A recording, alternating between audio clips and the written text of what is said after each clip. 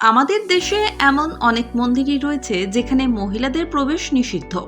তেমনই একটি অদ্ভুত মন্দির রয়েছে কেরলের কোল্লাম শহরের কোট্টানকুলাঙ্গারা দেবীর মন্দির। এই মন্দিরে পুজো পান আদি শক্তির ভগবতী রূপ।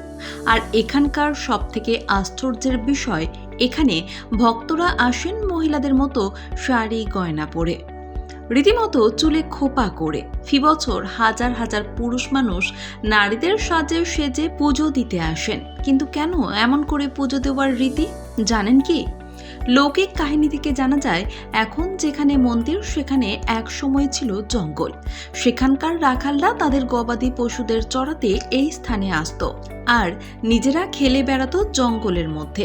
এখানেই নাকি একটি বড় পাথর ছিল যেখানে তারা খেলা করত। আর এই রাখালরা নাকি মেয়েদের পোশাক পরে খেলা করত এই জঙ্গলে। এমনই একদিন খেলার সময় সেই পাথর থেকে প্রকট হন স্বয়ং দেবী দুর্গা। সেই খবর ছড়িয়ে পড়তে বেশি সময় লাগেনি, আর তারপর থেকেই এটা প্রচারিত হয়ে যায় যে নারী বেশে পুরুষেরাই দেবীকে তুষ্ট করতে পারবেন। তারপর থেকেই পুরুষরা এইভাবে পুজো করে আসছেন। জামায়া বিলাক্য উৎসবের জন্য প্রতি বছর একদিনের জন্য হলেও অসম্ভব ভিড় হয় এখানে। কোল্লামের কোট্টানকুলাঙ্গারা মন্দিরে জামায়া বিল্লাকুর উৎসবে পুরুষেরা এইভাবেই পুজো করে।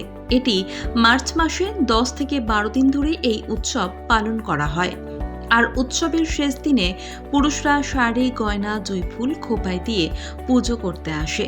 মন্দির থেকে 5 কিলোমিটার সীমার মধ্যে বাস করেন এমন পুরুষেরাই দেবীর প্রতি শ্রদ্ধা নিবেদন করতে আসেন এইভাবে। এমনকি ট্রান্সজেন্ডার সম্প্রদায়ও পূর্ণ উদ্যমে এই উৎসবে অংশগ্রহণ করেন। মার্চ মাসে মন্দিরে এলে এই দৃশ্য উপভোগ করতে পারবেন। এই রীতি দেখার জন্য শুভ সময় হলো রাত 2টা থেকে সকাল 5টা পর্যন্ত।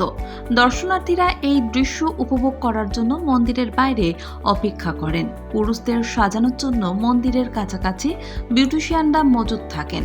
এটা বিশ্বাস করা হয় যে প্রতি বছর হাজার হাজার তীর্থযাত্রীরা এই দেবীর মন্দিরে আসেন। বিশ্বাস করা হয় ব্যবসা থেকে ঋণ মুক্ত হওয়ার জন্য এই মন্দিরে পুজো দিতে আসেন। এছাড়া পাপ মুক্ত হতেও আসেন অনেকে। ধীরে ধীরে এই মন্দিরে ভক্তের সংখ্যা সময়ের সঙ্গে সঙ্গে বেশ বেড়ে চলেছে। এই উৎসবে প্রায় 5000 পুরুষ নারী সাজেন। আবার এই অদ্ভুত রীতির সাক্ষী থাকার জন্য বহু মানুষও ভিড় জমান। পুরুষদের রূপ বদল করতে সেখানে হাজির হয় অসংখ্য মেকআপ আর্টিস্ট। একদল ব্যস্ত থাকেন নারীদের পোশাক পরার জন্য, অন্য দল ব্যস্ত থাকে মেকআপে। পোশাক হিসেবে থাকে শাড়ি, সালোয়ার কিংবা কেরালার ঐতিহ্যবাহী ঘাগরা। এর পাশাপাশি থাকে নানান রকমের গয়না, পায়ে নূপুর থেকে খোপায় মালা, কোনো কিছু বাদ যায় না।